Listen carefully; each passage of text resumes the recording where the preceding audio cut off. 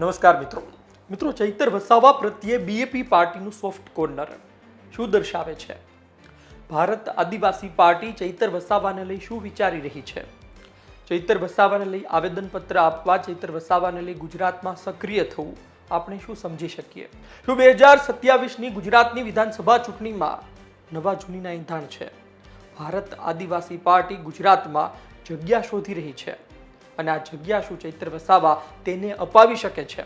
વિસ્તારથી વાત કરું તો ભારત આદિવાસી પાર્ટી આમ તો સપ્ટેમ્બર 2023માં તેની સ્થાપના કરવામાં આવી અને ત્યારબાદ તે મધ્યપ્રદેશ અને રાજસ્થાનની ચૂંટણીમાં મહત્વપૂર્ણ ભૂમિકા ભજવે છે. સૌથી વધુ રાજસ્થાન વિધાનસભા ચૂંટણીમાં અત્યારે તેની પાસે 4 ધારાસભ્યો રાજસ્થાનમાં છે, 1 ધારાસભ્ય તેની પાસે મધ્યપ્રદેશમાં છે અને તેની પાસે એક સાંસદ છે રાજસ્થાનમાં. એટલે કે રાજસ્થાનમાં બીએપી ભારત આદિવાસી પાર્ટી મજબૂત અવસ્થામાં છે. પરંતુ આ ભારત આદિવાસી પાર્ટી ગુજરાતમાં ત્યારે વધુ ચર્ચામાં આવે છે જ્યારે ચૈતર વસાવા જેલમાં જાય છે. રાજપીપળા સેશન્સ કોર્ટ 7 વર્ષની જેલની સજા સંભળાવે છે વન અધિકારી સાથેની માથાકૂટમાં. એક તરફ રાજસ્થાનથી સાંસદ રાજકુમાર રોત પોતે તે બાબતે પોસ્ટ કરે છે, આ ઘટનાને વખોડે છે, ચૈતર વસાવાને સમર્થન આપે છે, આદિવાસી સમાજના નેતાઓ પ્રત્યેનું આ ષડયંત્ર ગણાવે છે.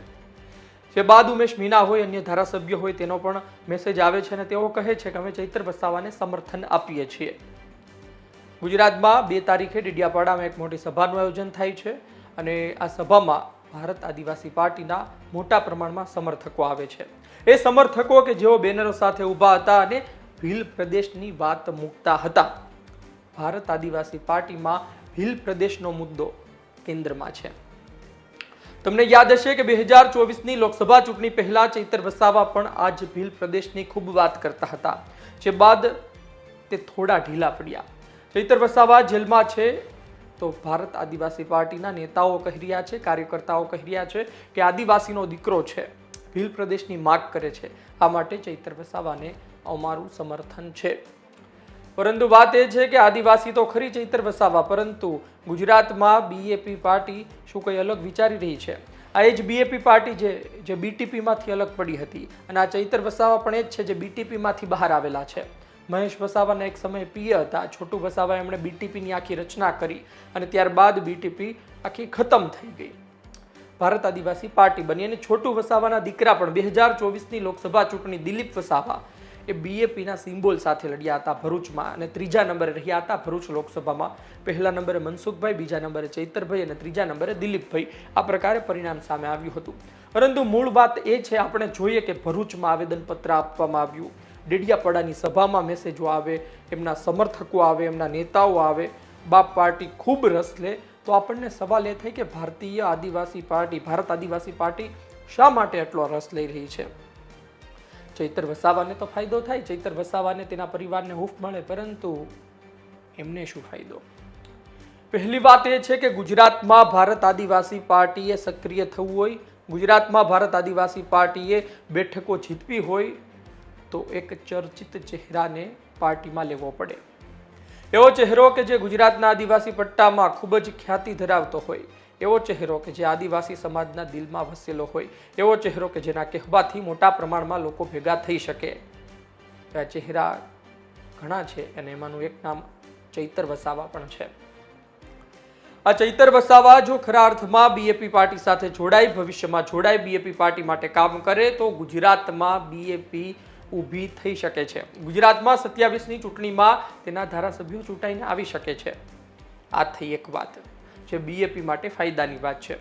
બીજી વાત કે ચૈતર વસાવા બીએપીમાં જોડાય, ચૂંટણી લડે એ કાયદાનો વિષય છે.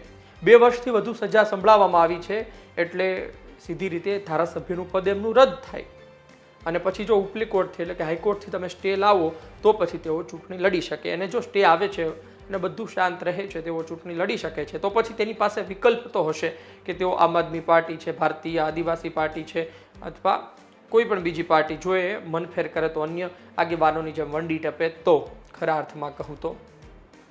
પરંતુ ભારત આદિવાસી પાર્ટી એ સત્ય વાત છે કે ગુજરાતમાં જગ્યા શોધી રહી છે. છોટુભાઈ વસાવાના દીકરા લડ્યા હતા પરંતુ એવું નેતૃત્વ નથી મળ્યું. આમ આદમી પાર્ટી પાસે ચૈતર વસાવાના કારણે ખૂબ મોટું નેતૃત્વ બની ચૂક્યું છે. હવે ચૈતર વસાવાએ નક્કી કરવાનું છે કે તેઓ ને શું કરવું. એક વાત 100%ની છે કે ચૈતર વસાવાનું ધારાસભ્ય પદ રદ થાય અથવા તેઓ જેલમાં હોય તો પણ તેઓ ભારત આદિવાસી પાર્ટીને મદદ કરી શકે છે. તેઓ જેલથી પણ પોતાના સમર્થકો મારફતે ગુજરાતમાં 27ની ચૂંટણીમાં ઘણી મદદ બીએપી પાર્ટીને કરી શકે છે. એક વાત એ પણ છે કે જો તેમને મદદ કરવી જ હોત તો તેણે સ્થાનિક સ્વરાજ્યની ચૂંટણીમાં કરી દીધી હોત.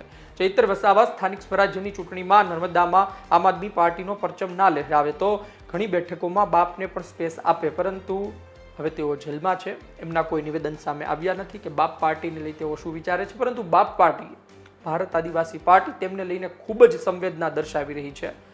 ભરૂચમાં એમણે આવેદનપત્ર આપ્યું આજની તારીખે અને ચૈતર વસાવાને આદિવાસી હીરો કહીને તેમને બહાર લાવવા માટે મથી રહી છે. તમે જુઓ કે જળ જંગલ જમીન એમનો પણ મુદ્દો છે બીએપી પાર્ટીનો. ચૈતર વસાવા પણ એ બાબતે લડે છે. ભીલ પ્રદેશ બીએપી પાર્ટી પણ કહે છે ચૈતર વસાવા, એટલે બંનેના વિચાર એક છે, એટલા માટે તેમને બંધ બેસી રહ્યું છે અને ચૈતર વસાવા માટે બોલી રહ્યા છે. પરંતુ ભવિષ્યમાં જો ચૈતર વસાવા ચૂંટણી લડે અને ચૈતર વસાવા કોઈ પણ કારણ આવે અને બીએપી તરફ જોડાય અથવા બીએપી તરફ તે મતદાન કરાવે તો ગુજરાતમાં તેને મોટો ફાયદો થઈ શકે છે. નુકસાન હવે જે જગ્યા ઊભી થઈ છે ચૈતર વસાવાના જેલમાં જવાથી, ઘણી જગ્યાએ ચૈતર વસાવા ના જઈ શકે, પ્રચાર ન કરી શકે, તો તેનો ફાયદો કોને લેવાનો છે? ગુજરાતમાં કોંગ્રેસે લેવાનો છે.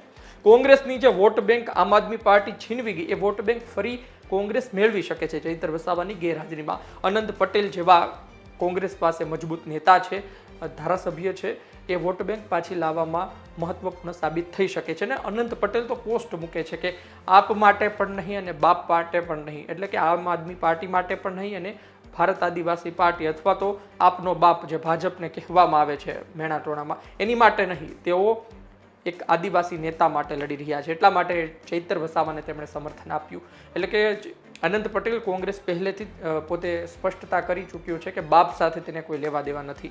અને સવાલ એ પણ હશે કે ભારતીય આદિવાસી પાર્ટીએ શું આ પહેલા કોઈ ગુજરાતના ધારાસભ્યને આ પ્રકારે સમર્થન આપ્યું છે? જવાબ છે ના.